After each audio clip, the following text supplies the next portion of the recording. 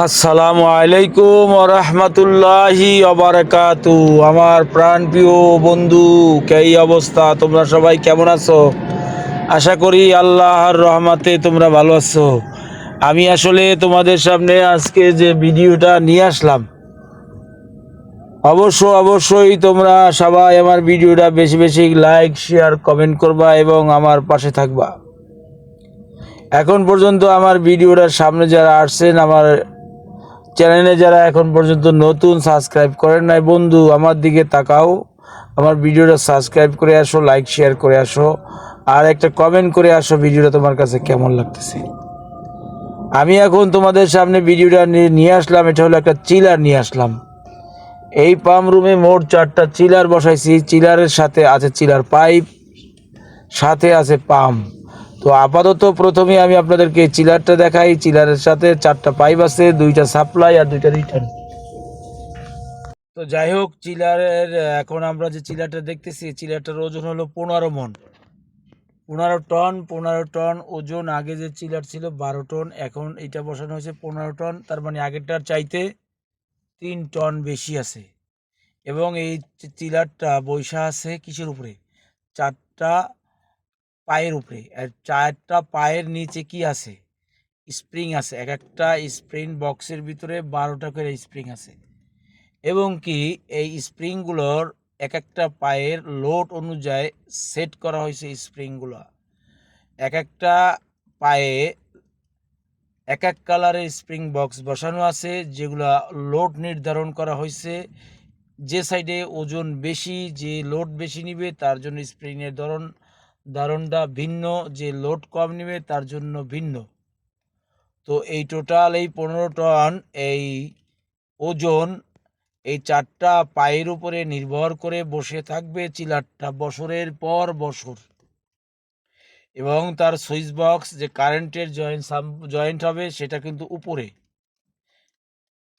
এবং 4টা পাইপ আছে, 2টা সাপ্লাই এবং 2টা রিটার্ন। আমরা এখন চেষ্টা করতেছি এই এলবোটা কাটার।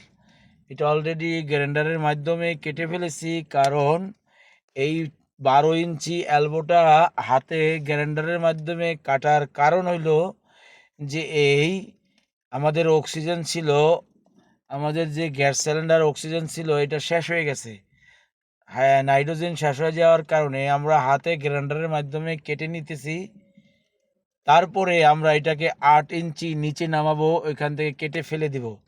কারণ হচ্ছে এটা পূর্বের লাগানো ছিল সেটিংটা, এখন যে চিলারটা বসানো হয়েছে সেটা নিচা। তো এইখানে 8 ইঞ্চি পাইপ আমাদেরকে এখানে বসাতে হবে।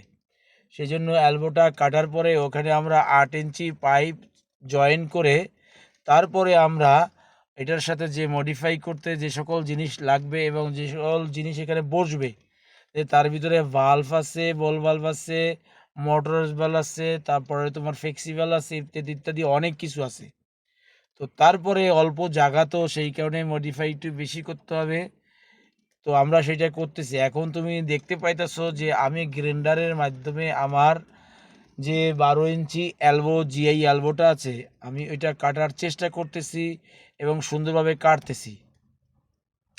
তো বন্ধুরা, মাঝখানে বলতে চাই এই কথাটাই, যারা আমার চ্যানেলে তোমরা নতুন আসছো এবং নতুন দেখতেছো, বন্ধু তোমার কাছে রইলো অনুরোধ, অবশ্যই ভিডিওটা বেশি বেশি করে আমার চ্যানেলটা সাবস্ক্রাইব করবা এবং ভিডিওটা শেয়ার লাইক করবা এবং সাথে একটা কমেন্ট করে বলবা যে আমার ভিডিওটা আসলে কেমন হয়েছে এবং কিভাবে করলে আর একটু সুন্দর ভালো করতে পারবো। তোমাদের পরামর্শ, তোমাদের সাহায্য সহযোগিতা আমি চাই। হ্যাঁ বন্ধু, আমি কাজের ফাঁকে ফাঁকে অনেক কষ্ট করে তোমাদের জন্য ভিডিও বানাই। তুমি তো দেখতেছো আমি যে কাজ করতেছি সেটা কিন্তু অনেক কষ্টের ভারী। এবং আমার পিছনে যে পাইপ দেখতে পাইতেছো, মেন পাইপ আন্ডারগ্রাউন্ড থেকে উঠছে, এটা কিন্তু 24 ইঞ্চি মোটা। তো এইটা ছিল মেন পাইপ। এইখান থেকে আরও অন্য অন্য পাইপ জয়েন্ট হয়েছে, সেটা আস্তে আস্তে কমছে, লাস্টে 10 ইঞ্চিতে আইসা চিলারে জয়েন্ট হয়েছে 10 ইঞ্চি পাইপ। তো ওই যে তুমি দেখতে পাইতেছো যে 12 ইঞ্চি যে পাইপটা দেখতে পাইতেছো এলবোর এখানে, এটা কিন্তু কেটে ফেলবো আমরা। কেটে তারপরে এখানে আমরা মডিফাই করার চেষ্টা করব। তারপরে আমরা এখানে 4টা চিলার বসবে। অলরেডি 3টে আমরা বসাইছি, একটা রানিং চলতেছে, নয়তো ব্যবহার করতেছে একটা। তো আমরা এখানে ৪ জন লোক আছি। একজন আমার সিনিয়র আছে, আমার এক ছোট ভাই আছে এবং আমি আছি এবং আরেকজন আছে। তো বন্ধু, তো এই আমরা ৪ জনে আসলে এই প্রজেক্টে কাজ করতেছি এবং তোমরা জানো না এই পাইপগুলা সবগুলা জিআই না। কিছু জিআই এবং কিছু জিআই ছাড়া ব্যাগ স্টিল দিয়ে বানানো। তো এখানে আমাদের অনেক কাজ আছে। এই পাইপ বসানোর সা জয়েন করার পরে চিলারের সাথে তারপরে আবার আমাদের কাজ করতে হবে মোটরের কাজ। তো যাই হোক, আমি অনেক লম্বা ভিডিও করলাম তোমাদের জন্য। এটা কোথায় জানতে চাইতে পারো অনেকে, তো আমি তোমাকে এটা বলে দেই এবং এটা কোথার থেকে আসছে চিলারটা সেটাও আমি বলে দিতেছি। এই চিলারটার ওজন 15 টন আগেই বলেছি। এটা আসছে কোরিয়া থেকে সিঙ্গাপুর, সিঙ্গাপুর থেকে আসছে শ্রী বেগন ব্রুনাই দারুসালাম। তো আর আমি এখন বর্তমানে যে ভিডিওটা বানাইতেছি এটাও ব্রুনাইতে থেকে বানাইতেছি। এখানে আমি কাজ করি কোম্পানিতে এবং আমি এই ভিডিওটা তোমাদেরকে যে দিচ্ছি এই স্থানটার নাম বলবো না, কারণ এটা প্রাইভেসি